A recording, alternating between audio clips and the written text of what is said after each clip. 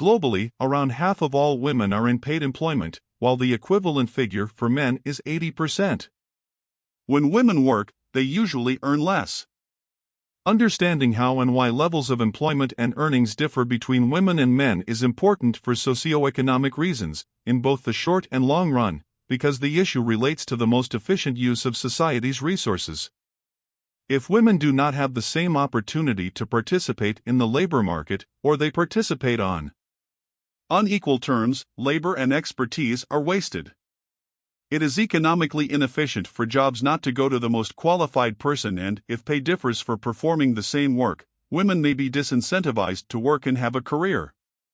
By combining innovative methods in economic history with an economic approach, Goldin has demonstrated that several different factors have historically influenced, and still influence, the supply of and demand for female labor. These include women's opportunities for combining paid work and a family, decisions relating to education and childrearing, technical innovations, laws and norms, and the structural transformation of the economy. In turn, her results have enabled a better understanding of how and why rates of employment and pay differ between women and men. To achieve these insights, Goldin looked back over 200 years. Title 1: In the Rearview Mirror.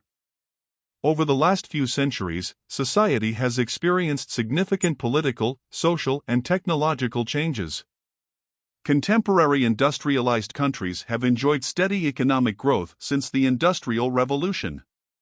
It would be easy to believe that women's participation in the labor force would follow the same trend, but Goldin's research has shown that this is not the case. Looking in the rearview mirror, she has created an understanding of how women's circumstances changed as the economy was transformed from a traditional agrarian economy to contemporary society. However, some parts of this mirror were smudged, due to women's work being underreported in historical sources, and these smudges needed wiping away. When this was done, Goldin could allow the overall picture to emerge by analyzing both the corrected and new historical data. When she zoomed in on U.S. history, this picture became crystal clear. She was able to identify groundbreaking patterns that have not only challenged existing knowledge, but which have also changed the view of women's historical and contemporary roles in the labor market. One of these patterns looked like the letter U. Title 2: The U-Shaped Curve. Before Goldin's pathbreaking book was published in 1990, researchers had mainly studied data from the 20th century and concluded that there was a clear positive association between economic growth and the number of women in paid employment. In other words, as the economy grew, more women were in work. However, because older data had barely been studied, this relationship remained unclear over a longer period of time. Goldin's first observation was that women's employment rates had often been incorrectly stated in existing data. For example, it had once been common for women's occupation to be designated as wife in censuses and public records, but even if they were married, it was not automatically the case that they did no work other than domestic labor. The fact is that it was not unusual for women to work alongside their husbands in agriculture or various forms of family business. Women also worked in cottage industries or production in the home, such as with textiles or dairy goods, but their work was not always registered correctly in the historical record. By compiling new databases using historical time-use surveys, industrial statistics and censuses, Goldin was able to correct the data on women's participation in the labor market. She established that the proportion of women in the U.S. labor force was considerably greater at the end of the 1890s than was shown in the official statistics. For example, her corrections demonstrated that the employment rate for married women was almost 3 times greater than that registered in censuses. By uncovering data all the way back to the end of the 18th century, she was also able to reveal a surprising new historical fact. Prior to the rise of industrialization in the 19th century, women were more likely to participate in the labor force. One reason for this was that industrialization made it harder for many married women to work from home and so combined work and family. Goldin documented this in an innovative manner, using data from over 10,000 female household heads in 18th-century Philadelphia. Even if Goldin was able to show that many unmarried women were employed in manufacturing during the industrial era, in some states, up to 40% of all young women worked in industry, the total female labor force declined. Along with the previously known increase at the start of the 20th century, Goldin showed that women's historical participation in the U.S. labor force could be described using a U-shaped curve for the 200-year period from the end of the 18th century. Because economic growth was steady throughout this period, Goldin's curve demonstrated that there is no historically consistent association between women's participation in the labor market and economic growth. We now know that this U-shape is in no way unique to the U.S. and holds true in many other countries. These insights make it possible to better map and understand women's position in the labor market internationally. In other words, we should not count on economic growth automatically reducing gender differences in the labor market. But what explains the differences? Why is equality progressing so slowly? Goldin established that marriage is one important explanation. Title 3. Do you take this man to be your lawfully wedded husband? By the beginning of the 20th century, there was a significant difference in the employment rates of married and unmarried women. While around 20% of all women worked for pay, only 5% of married women did so. This was also the period of U.S. history in which the upward trend for female participation in the labor market started, where the U-shaped curve turned upward. Goldin showed that technological progress, the growth of the service sector and increased levels of education brought an increasing demand for female labor. However, social stigma, legislation and other institutional barriers limited the influence of these factors. Goldin was also able to establish that marriage played a greater role than had previously been believed. Goldin noted that legislation known as marriage bars often prevented married women from continuing their employment as teachers or office workers. Despite an increasing demand for labor, married women were excluded from parts of the labor market. This type of legislation peaked during the 1930s Great Depression and the years following it, but was not the only reason. Goldin also demonstrated that there was another important factor in the slow reduction of the gap between men's and women's rates of employment, namely women's expectations for their future careers. Title 4. The importance of expectations. The labor market consists of different generations, cohorts, who face different circumstances when making their life choices. Goldin developed a cohort-based approach to the analysis of what happens when a cohort enters the labor market. In the early 20th century, for example, most women were only expected to work for a few years prior to marriage and then to exit the labor market upon marriage, which influenced their educational choices. Goldin showed that in periods of rapid development, women may make decisions based on expectations that later do not come to fruition. In the second half of the 20th century, societal changes meant that married women often returned to the labor force once their children were older. The job opportunities they then had were based on educational choices made perhaps 25 years previously, at a time when they, according to contemporary social norms, were not expected to have a career. Many women who were young in the 1950s had mothers who were housewives and, when their mothers returned to the labor market, the daughters had already chosen their educational paths. In other words, the daughters did not expect to have a career when they planned their future, and it only became apparent much later that they could have one that was long and active.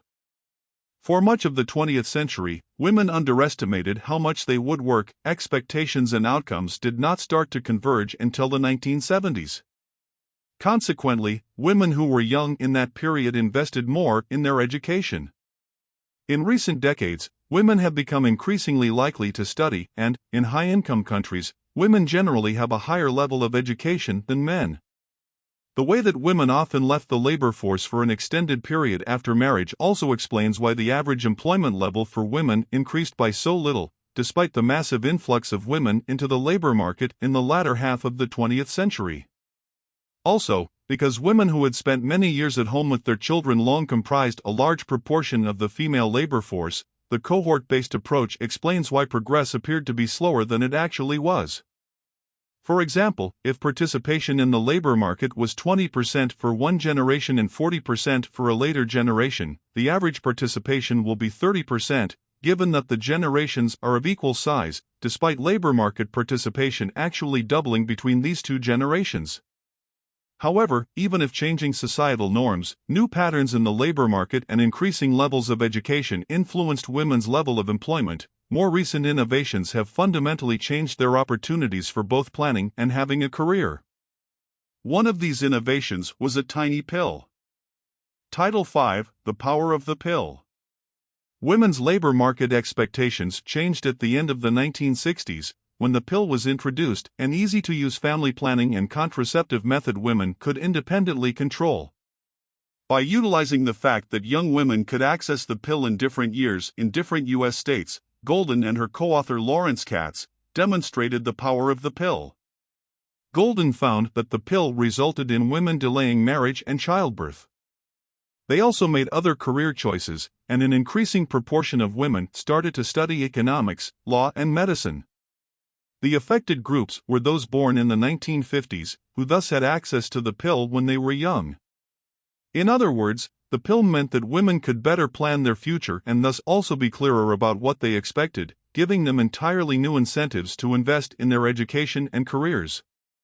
Even if the pill influenced both educational and career choices, this did not mean that the earnings gap between women and men completely disappeared, though it has become significantly smaller since the 1970s. To understand how the earnings gap changed over history, Goldin once again decided to look in the rearview mirror. Title VI: Historical Earnings Gaps. Goldin began by compiling statistics from a range of sources, producing the first long series on the pay gap between men and women. Using materials that covered 200 years, she was able to demonstrate that many historically important structural changes in the labor market actually benefited women, long before the issue of equality was a priority. The gender earnings gap lessened significantly during the Industrial Revolution, 1820 to 1850, and when demand for administrative and clerical services increased, 1890 to 1930. However, despite economic growth, increasing education levels among women and a doubling in the proportion of women working for pay, the earnings gap essentially stayed the same between 1930 and 1980.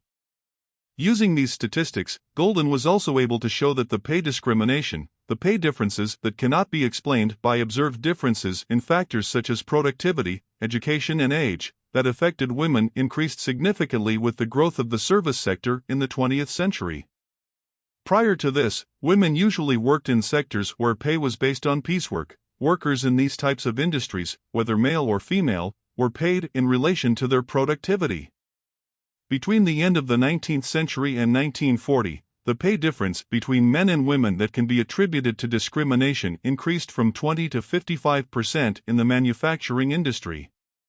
In other words, pay discrimination increased, somewhat surprisingly, at the same time as the earnings gap between men and women decreased. One reason for this was that piecework contracts were increasingly abandoned in favor of pay systems based on a monthly wage. Goldin showed that in association with the introduction of modern pay systems, employers tended to benefit employees with long and uninterrupted careers. Expectations thus played a role not just for potential female employees but also their potential employers. Title VII: The Parenthood Effect. We can now see that the earnings gap between women and men in high-income countries is somewhere between 10 and 20%, even though many of these countries have equal pay legislation and women are often more educated than men. Why is this? Goldin attempts to answer precisely this question and, among other things, succeeds in identifying one key explanation: parenthood. By studying how differences in income between men and women changed over time, Goldin and her co-authors, Marianne Bertrand and Lawrence Katz, demonstrated in an article from 2010 that initial earnings differences are small. However, as soon as the first child arrives, the trend changes. Earnings immediately fall and do not increase at the same rate for women who have a child as they do for men, even if they have the same education and profession. Studies from other countries have confirmed Goldin's conclusion, and parenthood can now almost entirely explain the income differences between women and men in high-income countries. Goldin showed that this motherhood effect can partly be explained by the nature of contemporary labor markets, where many sectors expect employees to be constantly available and flexible in the face of the employer's demands. Because women often take greater responsibility than men for childcare, for example, this makes career progression and earnings increases more difficult. Tasks that are hard to combine with part-time work also make it more challenging to maintain a career for the person in the household, usually the woman, who chooses to reduce their working hours. All these factors have far-reaching consequences for women's earnings. Title 8: A Glimpse of the Future.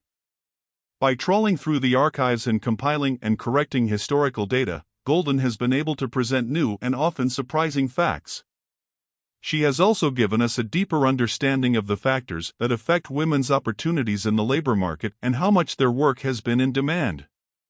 The fact that women's choices have often been, and remain, limited by marriage and responsibility for the home and family is at the heart of her analyses and explanatory models. Goldin's research shows that the differences between women and men in the labor market are determined by diverse factors during the various periods of societal development. Policymakers who want to affect these differences must first understand why they exist.